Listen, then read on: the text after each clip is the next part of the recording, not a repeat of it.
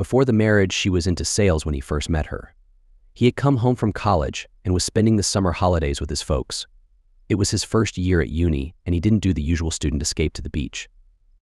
He loved his parents and decided to spend the holidays with them. Besides, he kind of owed them. They were, after all, paying his tuition fees. The doorbell rang and he raced downstairs to open it.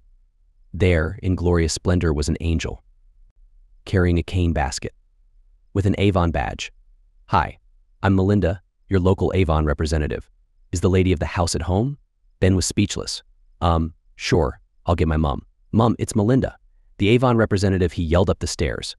"Right, Ben. Be down in a minute. Ask her in." "Okay." Come in, Melinda. I'll take you to the lounge." Ben showed her the way, and they both sat down. He couldn't take his eyes off her. She was impeccably dressed and made up as if she was ready for a night on the town. Not in a flashy way, but in a professional way, as if she was off to an opera performance. Her long brown hair was carefully tied back. The shadow she used on her eyes accentuated the greenness of them. It was these eyes which stared back at him with a hint of amusement. "So do you often take to staring speechlessly at women, Ben, was it?" Melinda asked with a hint of a smile. No. Oh, sorry. I didn't mean to be rude." "Yes, it is Ben. It's just that you surprised me. I wasn't expecting someone like you at the door." "Oh gosh, that didn't sound right, did it?" "When I say that, I mean you really are very beautiful and it took me by surprise." "Sorry." By this time, Melinda was having trouble holding back her chuckles. "It's okay, Ben. I am usually greeted by the women of the houses I visit. Most of them know me, but this is a new neighborhood for me. I am expanding my area. I dress like this so that I can sell my products more easily. I am, after all, selling beauty products." She then paused and seemed to stare at Ben in the same way he was staring at her so embarrassingly before. This time she seemed a little uncomfortable. "So how come you are here? Do you go to Little Mount High?" "No, I used to, but now I am studying accounting and business at Perth Uni. First year. I am just home for the summer vacation." At that point, Mary, Ben's mom, came in. She briefly studied the two youngsters and greeted Melinda. "Hi, I'm Mary Jefferson, Ben's mom. And you're?" "Hi, Mary. I'm Melinda, and I'll be your Avon representative," stated Melinda as she stood to shake Mary's hand. "It's lovely to meet you. I hope I can interest you in some of our new products, but if not, I will leave a brochure behind and see you again next week." They both sat down beside each other on the larger lounge seat and left Ben sitting rather awkwardly on his own. This was women's business, and he was way out of his league. The two women were discussing in depth the pros and cons of some sort of lipstick which Melinda magically produced from her cane basket. There followed a similar process with a whole range of beauty products which, again, Melinda produced from her basket. It seemed that she had samples of the whole catalog in that basket. She must have everything in there, Ben mused. It must take some effort lugging that basket around the streets and still look so perfect. Mary interjected his thoughts. "Ben, could you get us some cool water?" "Melinda, I'll take each of these," she said as she isolated some of the products. "Mary, what usually happens is that you order them with me now and I will get them from my supplier. I will then deliver them next week, along with the new catalog. I aim to visit each week, especially during the school break." Ben couldn't help thinking, she's going to be here again next week. Cool. The ladies said their goodbyes and Ben led Melinda to the door. "Maybe see you again next week, Ben," Melinda said with a hint of promise. "I'll try not to surprise you so much then." Sure, Melinda. "Sorry about my rudeness. It's a D. See you then." He closed the door before he could embarrass himself further as she walked back down the path. Ben stared at her through the glass door insert as she rounded the gate to the next house. She was dressed and made up to look like a professional businesswoman with all the confidence in the world. It was the cane basket which was the anomaly. Yet she must be almost the same age as himself. He was 19, so she must be 18 if she was not yet at uni. Melinda seemed to pause suddenly and glance back to Ben's house. Did she just do that? Ben thought. She seems like a lovely girl, Mary called out. I think she will do very well in this neighborhood. It is great that she carries all of the items in the sales catalog. Sometimes it's hard buying something just from the small picture in a brochure. I tell you, she has the poise and confidence of a real saleswoman and the looks to go with it. Mary glanced knowingly at Ben. Don't you think? She laughed. You couldn't keep your eyes off her the whole time she was here. I think I even saw your tongue hang out and a bit of drool escaping your lips. This time she was full of gasping chuckles. Yes, oh come on, Mum. I wasn't that bad, was I? Just joking, son. She is very pretty, though. I am sure you will meet her again next week. She said she walks this neighborhood every Tuesday, in case you're interested. Again, the chuckles as she disappeared upstairs, leaving Ben to his thoughts. Thoughts of an angel named Melinda. The courtship phase, the first date, went very well. Ben and Melinda hit it off from the very start. The first date progressed to a second, then a third, and soon they were inseparable. Melinda always made it clear, though, that she was devoting time to her selling. Many times, Ben was put to the side while Melinda pursued her business aspirations. It became a normal aspect of their relationship. Ben was not fazed by this trait in Melinda. He actually admired her determination and perseverance to succeed at what she set her heart on. The following years were busy for the young married couple. Ben worked hard to improve his skills at his job and received compliments from his colleagues. Melinda also advanced in her career, showing dedication and determination. They often felt tired from the long hours they put into their respective careers, but their love and mutual support helped them weather the challenges. They found joy in laughing together and in expressing their love for each other. The honeymoon phase, the wedding, was a joyous celebration. Everyone witnessed the deep love and devotion between Ben and Melinda. She's a keeper, Ben, Mary whispered to Ben as he watched his bride mingle around the hall. Do right by her, or I'll make sure you regret it. Mum, there's no need to talk like that. I love her more than anything else. Of course I'll treat her right. You and Dad raised me to always do the right thing. What do you expect? I'm proud of you, Ben, as is your dad. If he was still with us, he would tell you so to your face. You made a great choice. Now go join your bride. There were tears of joy in Mary's eyes as she turned and found some distant relatives to catch up with. Ben reminded her so much of her long-deceased husband. The first 2 years of marriage were hectic for the young couple. Ben dedicated himself to his job, putting in long hours to excel. Melinda was also ambitious in her career, rapidly climbing the ranks of management. Their hard work led to exhaustion at times, but their love and common sense helped them overcome it. It was during one of these relaxing cuddle sessions, or high-powered executive centering activities, as Melinda jokingly called them, that they both started to say, simultaneously, babe, we need to talk. The talk, they fell into surprised silence at their obvious synchronicity. Melinda broke the silence first. Ben, I have been offered a promotion. Wow, love. That was quick. What is it to? I also have something to discuss with you, but you carry on first. It is a senior management position. My boss called me into his office today and couldn't speak highly enough of me. He said that in all of his years, he has never seen such a determined, skilled employee. He continued to say that the company was expanding to the East Coast and that it needed someone like me to drive it there. She paused. Her eyes only seemed to sparkle a bit brighter at her excitement. Ben's eyes were teary with pride for his beautiful, talented wife.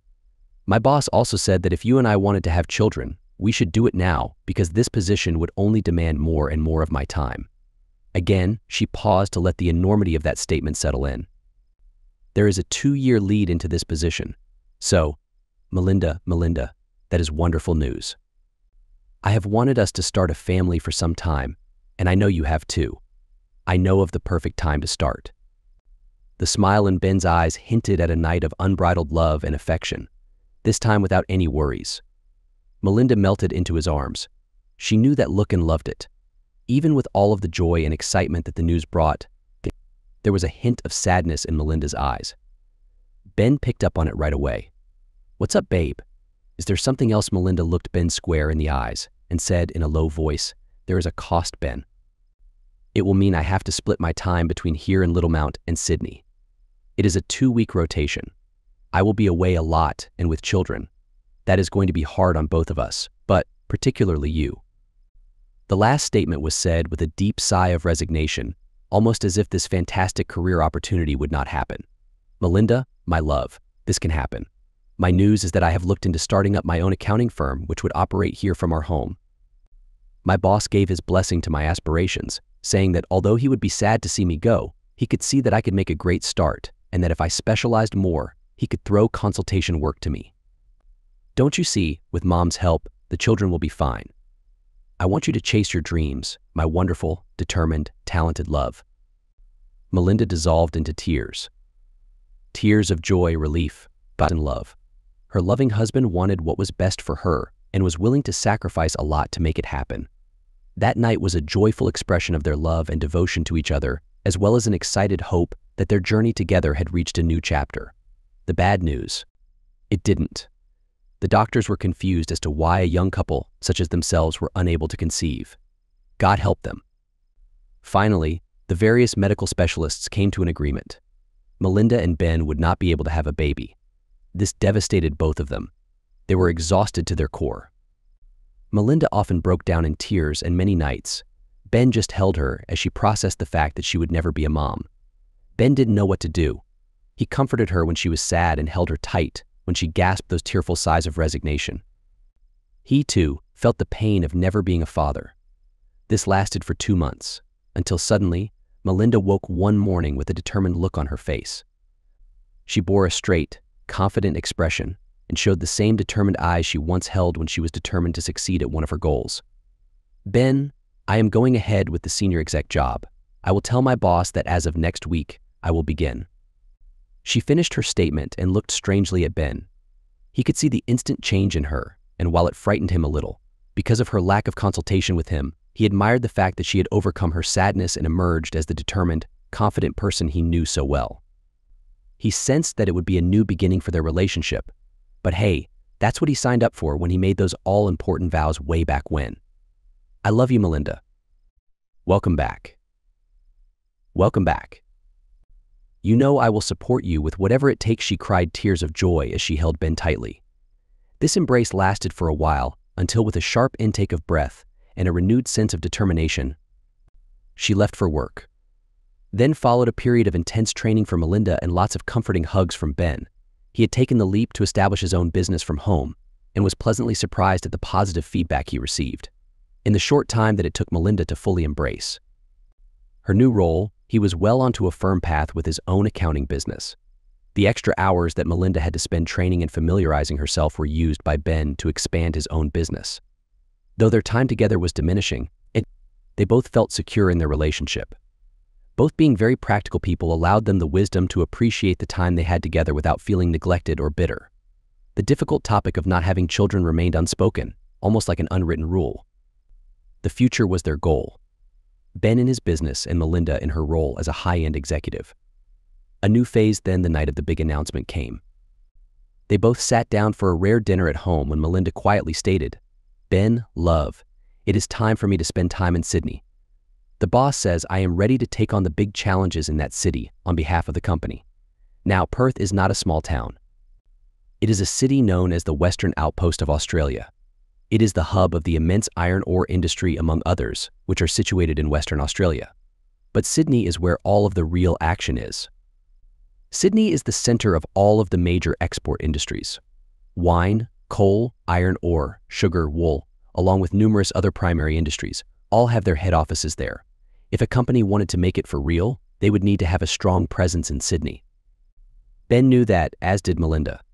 They both knew that Melinda's role would be extremely challenging. Melinda, with her natural confidence and determination to succeed, approached the task with excitement. Ben, with his unwavering love for Melinda, approached her challenge with pride.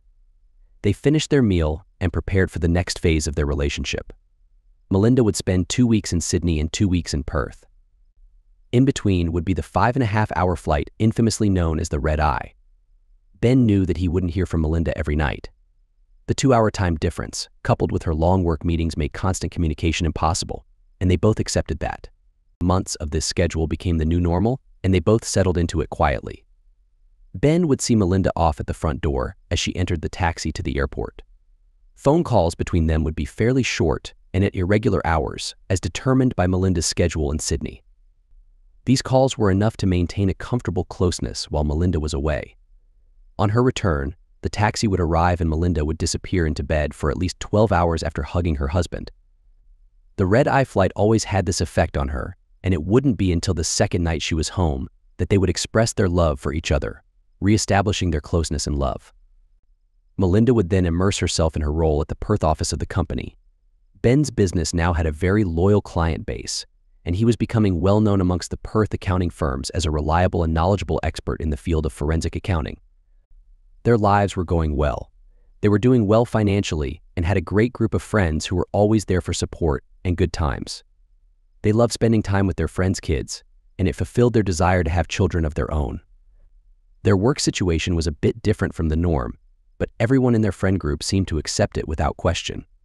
Everything seemed perfect until one night, 3 years after they started their unique work arrangement. Ben was at home, working on some household finances when he noticed something strange. There was a statement addressed to his wife, but it was under her maiden name, Melinda Hines. He hadn't known she still used her maiden name since they got married. The statement was for a credit card with charges for restaurants, hotels, and clothing stores. The address on the statement was wrong and had been redirected to her company's head office in Perth. Ben realized that the Sydney address was just 2 units off from the correct one. It seemed like the owners of that unit knew where Melinda worked and sent the statement there. Ben was familiar with the apartment Melinda stayed in while she was in Sydney. It was obviously a mistake, but his forensic accounting instincts kicked in and he decided to investigate further. The next day, he called the adult shop to inquire about the charges on the statement. He explained that he received the statement on behalf of his partner, Melinda Hines. The person on the other end, named Hillary, knew Melinda well and mentioned that she often shopped at the store. Ben was referred to as John, and Hillary mentioned seeing them together. She even suggested that they visit the store again to check out the new range of black clothes. Ben was shocked and couldn't find the right words to respond. Hillary noticed the poor connection and suggested they talk later. Ben hung up the phone and sat in his chair, overwhelmed with despair. Part of him wanted to believe that there was a reasonable explanation for all this, but his rational side, as a forensic accountant, knew that his marriage was likely in trouble. He felt torn between these two conflicting thoughts, unsure of what to do next. Maybe a glass of wine would help calm his nerves? The wine didn't provide the relief he was seeking. It only led him to a drunken slumber, which lasted until noon the next day.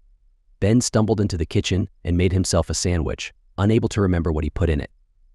He mindlessly ate, his thoughts filled with indecisiveness. As he reached for another bottle of wine, he suddenly realized the path he was heading down. He shuddered and fell to the floor, overcome with grief. He didn't want to accept what his logical side was telling him, but the facts were difficult to ignore. Suppressing his sobs, Ben called the apartment complex where Melinda stayed while in Sydney. He spoke to the manager, Bruce, asking if he remembered the date when they moved in together. He wanted to surprise Melinda with flowers to commemorate their first living arrangement. Bruce thought for a moment and recalled the details. Ben was married to Melinda 2 years ago in January, and they moved in together about 6 months before that, which would have been around June or July 2.5 years ago. Ben let the phone slip from his hand, overwhelmed with the facts that were piling up. Melinda owned cloth that she never shared or showed to him. She frequently shopped at an adult shop called Dare to be Bare Almost. She shopped there with a man named John. She openly used her maiden name for a credit card. She started her affair 2.5 years ago. She married John 2 years ago. They lived together in her apartment in Sydney. Melinda had been unfaithful. Ben realized he had been a fool, completely oblivious to what was happening right in front of him. Feelings of despair and hatred washed over him, emotions he had never experienced before. He questioned why Melinda would do this after everything they had been through. The logistics of her double marriage also puzzled him. How was she able to fool the marriage registrar into allowing her to get married twice? With a heavy heart, Ben knew that his marriage to Melinda was over. He couldn't trust her anymore after discovering the truth. Love and trust were replaced by a seething hatred, an emotion he had never felt before. He had practical matters to attend to and realized he had time to prepare before Melinda returned home in 2 weeks. Working from home allowed him to adjust his schedule as needed. His first priority was handling the finances. Melinda had her own credit card under a different name, so Ben set up separate accounts for himself. He moved his cash into his own personal account and made arrangements to dissolve his business. He contacted each of his clients individually to explain the situation, and most were understanding. He also changed the beneficiaries of his retirement account to his mom. Next came the house. He and Melinda were joint owners, so there wasn't much that could be done with it. He really wanted to sell it, but knew he couldn't legally. Fortunately, it was paid off, so it would be a 50-50 split of any forced sale. Her belongings? Ben decided to box all of her belongings up and have them ready to be shipped out. The receiving address was where she stayed in Sydney. He would arrange to send them on the day before she was due home. That way they would arrive there at least a week after she arrived back in Perth. She would have no idea where they went until they arrived there. She would arrive here in the Perth home to an empty house. Ben arranged to rent an apartment in the center of Perth. He would be closer to his client base and could still work from there when the dust settled after the divorce. All of his belongings were sent there and set up. It didn't feel like home, but it was better than the house which now brought up sad memories and bitter feelings. Nothing was in the new apartment that would remind him of Melinda and their past life together. Now the legal stuff. He saw a divorce lawyer and got the paperwork started so that she could be served when she arrived home. Ben knew the timing of her arrival, as it never varied, and let the court server do their work. Last order of business was the guy who married her. He deserved some payback. Ben booked a flight to Sydney, which coincided with her flight back to Perth. He would hopefully arrive in Sydney before she arrived in Perth. He needed this to happen so that she could not warn that guy John. The day of the flights arrived and Ben arrived in Sydney 1 hour after Melinda departed for Perth. Perfect. She was incommunicado for at least 4 more hours. He made straight for the apartment complex and requested to speak with the manager. Bruce greeted him with a curious look. "Yes, mate. What seems to be the trouble?" Ben outlined the sad tale and showed him pictures of Melinda and him at their wedding, and his own driver's license. Bruce was flabbergasted, to say the least. "Wow, mate. This is a real mess. I don't know what I can do, but I want no trouble here. Understand? Bruce, you've already done a lot, but can I ask one favor? Firstly, is John in the apartment right now? And can I get up there to meet him under some pretext? Maybe tell him that I am a prospective apartment buyer, and could I preview his apartment very quickly, because the one I want to buy has the same view. Would he buy that?" Ben, I have to tell you, mate, that John is a really nice guy. I have spoken with him quite a bit. He is friendly and seems genuine. I don't think he has it in him to be a jerk, especially one who would pull this kind of stunt. Just take it easy on him, all right? Reluctantly, Ben promised that he only wanted to talk to John. That's all. They made their way to apartment 276. Bruce knocked on the door, and when it opened, there stood John. It surprised Ben to see that he was almost the splitting image of himself.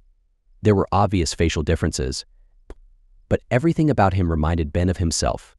His stature, dress, body shape all mirrored his. His face had a gentle demeanor, and when he spoke to Bruce, his voice was calm and measured. This was not what Ben expected. He expected to at least see a man who projected jerk. He expected a smart dude with a hard, cruel voice, someone dressed as an arrogant playboy. Ben was taken aback. By this time, Bruce had convinced John of the truth of their cover story, and he introduced Ben to John. Meeting the guy Ben, "This is John, the co-resident of the apartment. John, this is Ben." They shook hands, and Ben immediately felt a genuineness in his handshake. It was warm, yet firm. "John, pleased to meet you. Thanks a lot for allowing me this chance to see what an apartment at this side of the building is like. I won't take much of your time. May I quickly look around?" "No problem, Ben. This is a bit unusual, but go ahead. Sorry my wife isn't here, but she has unusual work schedules and flew out just this morning. To tell you the truth, it is probably a welcome interruption to my workday." "Oh, what work are you in?" Ben asked while glancing around the lounge area. What he saw took him by utter surprise. The furnishings were nearly the same as Melinda and his house in Perth. Even the photos were in the same photo frames and in the same places. He could feel his anger beginning to surface and had to fight to keep it under control. There was much he had to learn first, and going crazy right now would not achieve anything. He barely heard John's answer. "I work from home as a software engineer. It suits me perfectly, as I could never work in a crowded office. Far too many distractions. What about you, Ben? What do you do for work?" Ben considered telling him a made-up story but thought better of it. "Hey, we could be brothers. I also work from home as a forensic accountant. Like you, it suits me perfectly as well." By this time, Bruce was getting nervous, expecting at any moment to see a conflict. Ben decided to glean as much info as he could. "I couldn't help but notice that wedding photo over there." "May I?" "Sure. Go ahead. That's Mel, my wife. We have been married for 2 years. Bruce here arranged our reception right here at the apartment complex. Again, sorry she isn't here right now.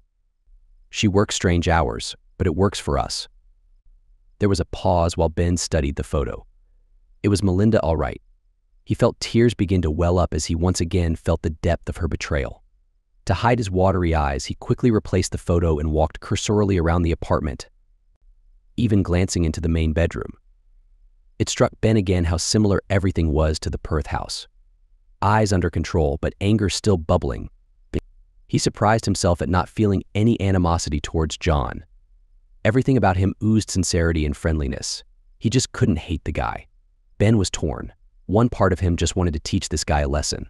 The other part of him wanted to learn more and understand how all of this came to be. He would need closure to this sad chapter of his life. "Look, John, I really appreciate you letting me in like this. Can I repay you with lunch? My treat. Bruce, do you know any good restaurants around here where we can get a better meal than burgers and fries?" Bruce was almost speechless, but managed to say, "Yes, sure. Mario's Italian right around the block. You can walk there. The lasagna is amazing, and they have a large selection of red wine. John knows the way. He and Mel often go there, right, John?" He paled as he added the last part. Now he expected a confrontation, but it didn't happen. "Right, John, let's go. Bruce, do you want to come as well?" "Nah, I'm good. I've got work to do, you know. But you two go right ahead." This situation was going to be part of his bar stories for years to come. The walk to Mario's was pleasant enough. John was indeed a really friendly guy, and it was hard for Ben to maintain any negative feelings towards him. As he took part in the relaxed conversation with John, he decided to be honest with him. John was also obviously unaware of the true situation. It was during the main course, the renowned lasagna, that Ben brought out a photo of him and Melinda. It was their wedding photo. "John, you let me see your lovely wedding photo, so I think it's only fair that I do the same. Take a close look." Ben carefully laid the photo out for John to see. "Wow, Ben. That's crazy. If I didn't know any better, I would say that that is my wife, Mel. They say that everyone has a doppelganger somewhere in the world. That's incredible." He continued to study the photo. "What's your wife's name?" Ben kept wanting to say, not wife, but soon to be ex-wife. Instead, he replied, "Melinda. She used to go by Melinda Hines." John didn't register the last name right away, but seemed focused on her first name. "Melinda? And my wife's name is Mel. That could be short for Melinda." Right there was a long pause while John took a long drink of his wine. "Wait a minute. Is this some kind of joke? Are we on a hidden camera show or something? Did you say Melinda Hines? Hines? "Yes, John, I did. There are things we need to talk about." The color drained from his face to be replaced by a flush of anger. "Now listen here, you jerk. Are you trying to tell me that you married my wife, Mel? You wife-stealing scumbag." He rose from his chair in rage and was about to grab Ben when two large, well-built men grabbed him from behind. Mario whispered forcefully into John's ear, "No trouble in my restaurant, understand? If you want to fight over a woman, take it outside. You can enjoy my lasagna, but you can't ruin this place for everyone else." John nodded. He was still red with anger, but sat down reluctantly. Ben sadly added, "John, you married Mel, or Melinda, 2 years ago. I married her over 5 years ago. Look at the date on the photo." He did so. After glancing at the photo, then Ben several times, the truth sank in. Ben had never seen a man so physically collapse into his seat as John did. It seemed as if every bone in his body melted. The absolute devastation in his body was reflected in the hollow look of his eyes, which were tearing up uncontrollably. "You mean but Mel married me while she was married to you. Isn't that illegal? I'm sorry, man. This is just too much for me to take in. I loved her with all my heart. She was everything to me. How could she do this to me, to us? Why would she do this? It is the ultimate betrayal. When I met her, I thought I would spend the rest of my life with a beautiful, smart, loving, determined woman. We couldn't have kids. The doctors made that very clear. She even showed me the medical reports. I loved her." At this point, his head fell forward and he dissolved into fits of sobbing. Mario was not impressed, but allowed the obviously distraught man to let out his feelings. It was also the Italian way. Just to be sure his fellow patrons were okay with this, he treated them all to a free drink. He himself poured a generous shot of grappa, which he kept behind the counter. Displays of such emotions were just so manly for an Italian, and it reminded him of his own divorce. John's sobbing finally sort of ended. He looked up into the teary eyes of the messenger of his reason for such sadness. "Ben, I am sorry. You have also felt what I am feeling. Forgive me for accusing you. It should be me that is the target of your anger. I admit that I came here to beat you up. When I met you and started talking to you, I realized that you were also a victim of this cruel situation. I am lucky in that I have had 2 weeks to process this betrayal. You have only had 1 hour. John's eyes took on a determined look. One Ben had seen in his own mirror days and weeks ago. That lying, scheming jerk has to pay. We can't let that level of betrayal go untouched. They have to pay, and they have to pay hard. I know what you mean, John. In about a week, all of their stuff from Perth will arrive at your apartment. Melinda should be arriving in Perth soon, so be prepared for a phone call from her. The house we used to share is completely empty. I moved all of my stuff to a new apartment, which they won't find very easily. I left no clues. I left the divorce papers in the hands of a court server who will be waiting at our old home for the moment they arrive, to serve them. I suggest you do the same. No doubt they will think of a way to get back here as soon as possible to see what you know. John looked overwhelmed by the situation, so over the next 3 hours, at their apartment, I took him through the steps needed to distance himself from Mel. The financial stuff was taken care of by the end of that day. His business also was able to be sold as mine was, also with the same conditions. His clients were only too happy to wait for a reestablishment of his business after his impending divorce. Seems like it was a more common occurrence here in the big city. He knew a lawyer who could get the papers prepared very quickly. As usual, but it wasn't a case of what you know, but who you know. Surprisingly, the papers were ready to be served the next day. This speed was unheard of. John's lawyer must have really pulled some strings for it to happen so quickly. It was during this preparation process that John got his phone call. Melinda couldn't call Ben because he had blocked her number in his cell phone. There were some numbers from unidentified callers, but he ignored them. She had obviously tried to use different phones to call from. John looked at his mobile and saw the caller ID. He was conflicted as to answer or not. Ben convinced him to, but not give any hint that he knew what was going on. Mel, what a surprise. You don't usually call me so quickly after arriving in Perth. Is everything okay? John put the phone on speaker so that Ben could be party to the conversation. John, love. No, everything's fine here. Has anything unusual happened back at our apartment over the last 7 hours or so? No. Everything's the same old, same old. Why do you ask? Ben admired the way John was keeping it together. He didn't think he could have if it was him receiving that call. It brought on a new level of respect for this guy. Oh, nothing. Just asking, that's all. Hey, great news, babe. I am able to return to Sydney earlier than expected. Something has come up at work there. I will fly back on Wednesday night. Love you. See you then. You know what time to expect me by. Goodbye, Mel, returned John with a grim sense of finality. He didn't wait for Melinda to question his grim tone. He ended the call abruptly. They both sat there, lost in their reminiscences of what they had both lost, or were about to lose. They had both been sucker punched by the same person. Ben helped John gather all of his stuff. The packers he had called arrived and took all of his stuff to another apartment, which they were able to rent with Bruce's help. They both looked at the half-empty apartment and sat heavily on the remaining lounge furniture.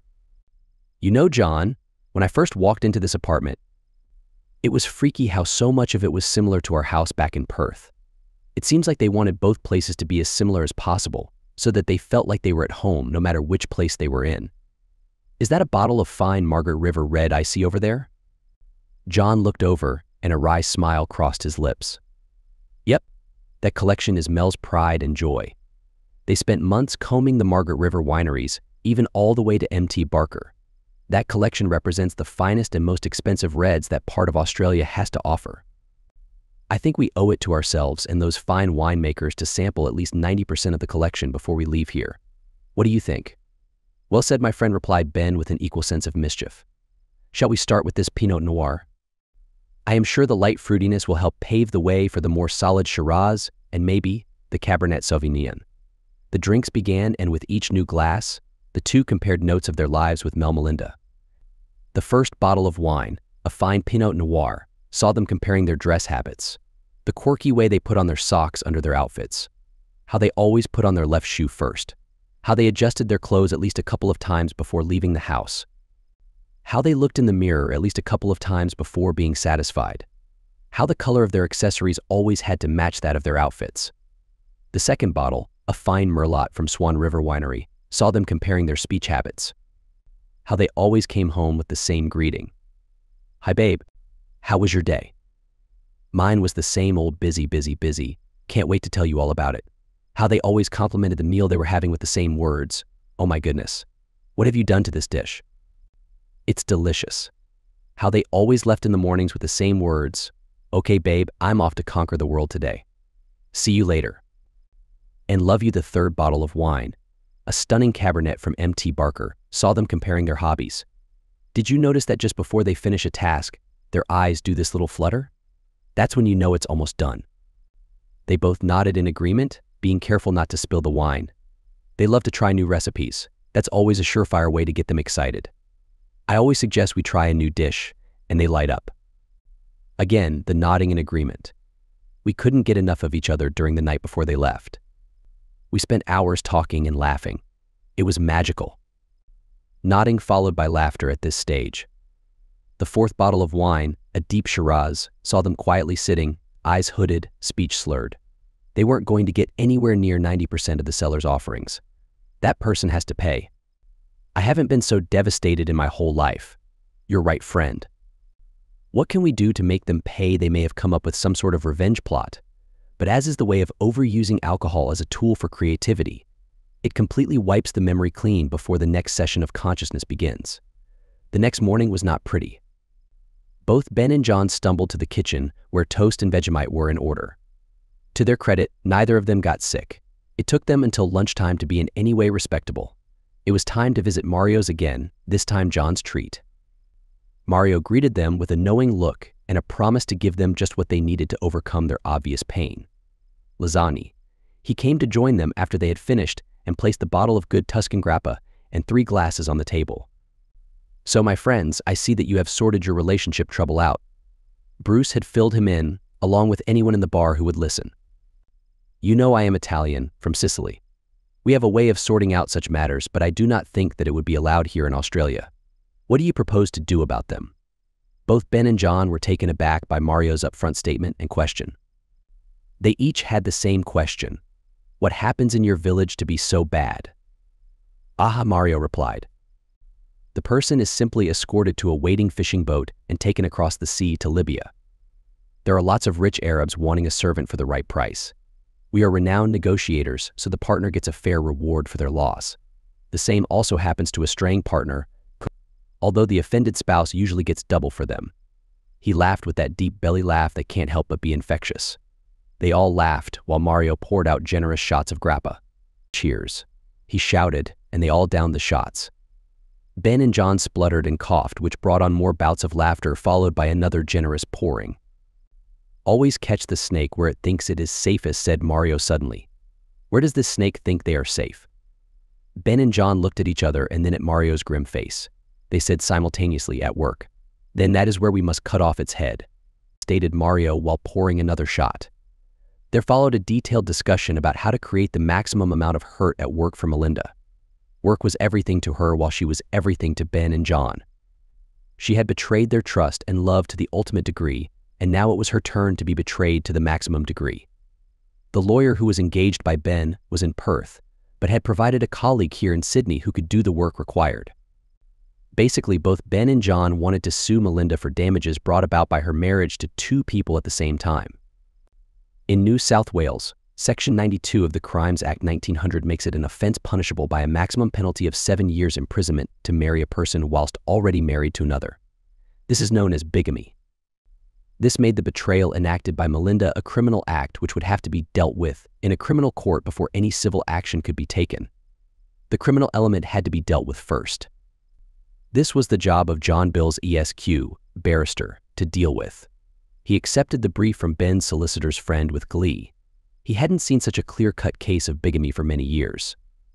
Melinda's company, so eager to be settled amongst the big businesses in Sydney, would not take kindly to having a convicted criminal in its top-rank executives. Also in the wings, John's solicitor was prepping to sue Melinda for civil damages. All of the legal ducks were in a row, so to speak. What both of them dreaded, but both needed, was closure with Melinda. The showdown was looming as her flight was due within the hour. Both Ben and John prepared the apartment. There were tissues, non-alcoholic beverages, along with a voice recorder hidden carefully amongst the sparse furniture. The beverages were mainly for Ben and John. When she arrived, John greeted her at the door as usual. "Hi, babe. Am I glad to see you? All sorts of mess has come down here at the office, and the boss allowed me to return here as soon as this." She hugged John as normal and entered the room. Ben winced at the obvious show of affection from Melinda to John. This was how she normally would greet him. The pain of the situation again came to bite him. He couldn't help but stifle a small sob. At first, it didn't register with Melinda, who was there, but the sparseness of the room alerted her first to the scenario to come. "What the heck, babe? What did you do to the apartment? Where's all of your stuff?" She scanned the apartment again and saw Ben for the first time. "Oh no. Oh my gosh, Ben. What are you doing here? I tried to call you while in Perth Bay, but..." She paled significantly and her knees shook noticeably. Her normally deep green eyes took on a hooded look. She didn't know where to look. She stopped talking as the reality of the situation dawned on her. The tears started flowing and the sobs were genuine, but both failed to impress Ben and John. They waited grimly while she got her emotions under control. "I can explain," she whimpered. They waited. "Ben, John," she started. "We just want the truth, please," Ben stated. "Not that it will make any difference to the outcome of this betrayal, but please, just please explain why. Why would you betray our years of marriage to lure another man into believing he was the one? Why? Just why?" Melinda took a deep breath. The game was up. She was cornered, and to her credit, she didn't attempt to lay any more lies on either of them. Her determination, normally an admirable character trait, kicked in to allow her to tell the truth. "I loved you both. I still love you both. Ben, when I left to take on this job, I honestly thought we could survive the 2-week separations. What I didn't expect was the utter devastation of my infertility. I felt as though I had failed as a partner and failed as a future parent. I missed you terribly, Ben, but I didn't want to admit my weakness. My pride wouldn't allow me to give in.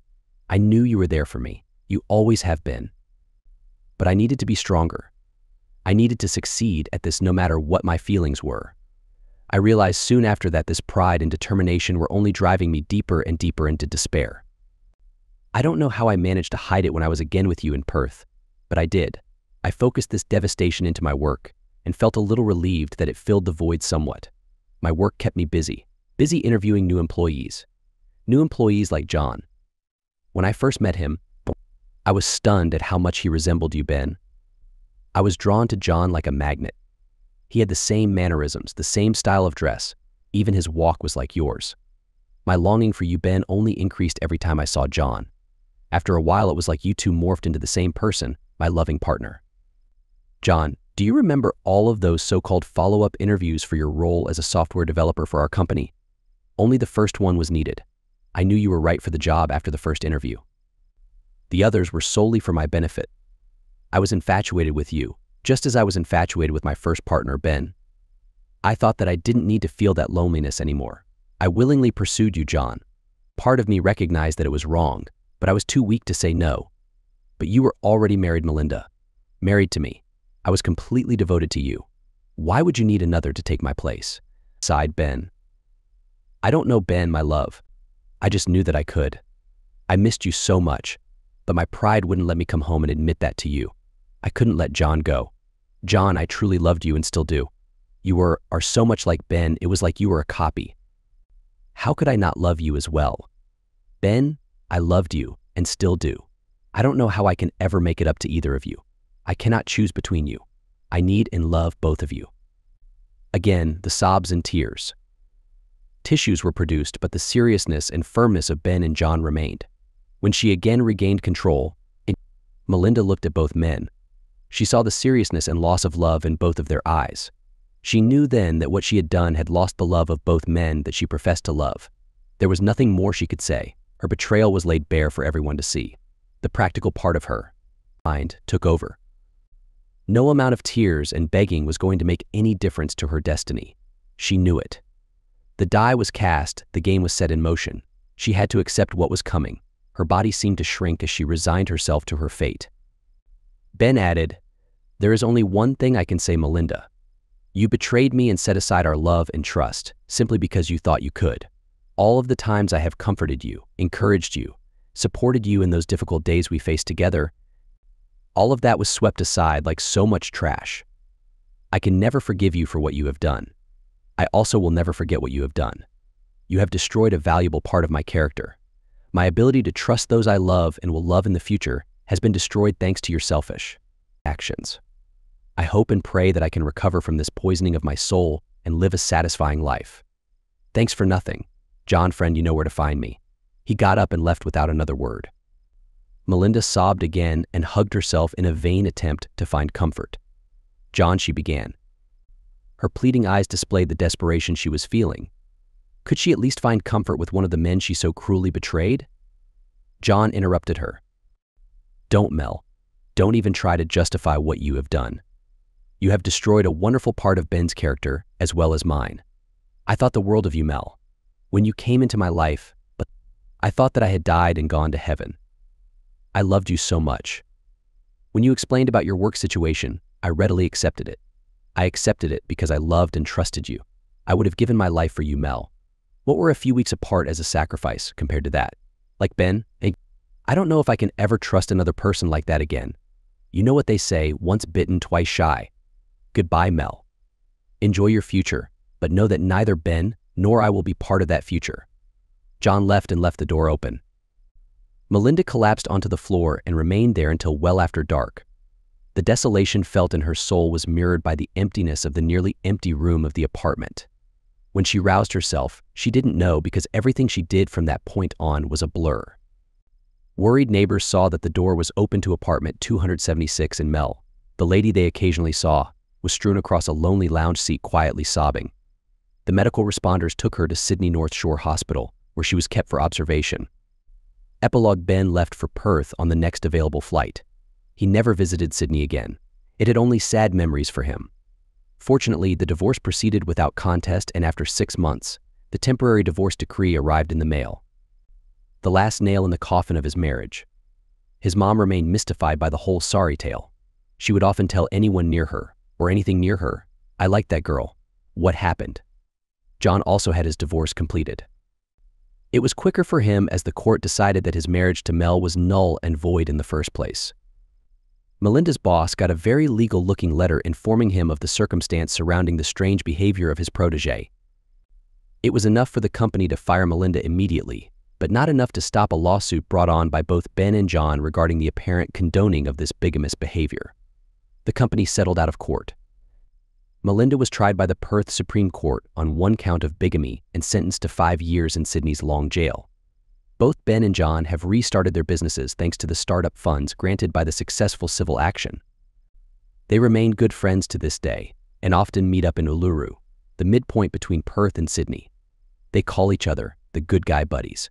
Both Bruce and Mario love to share the story of their friendship with everyone they meet. No one involved in this mysterious tale ever saw Melinda again,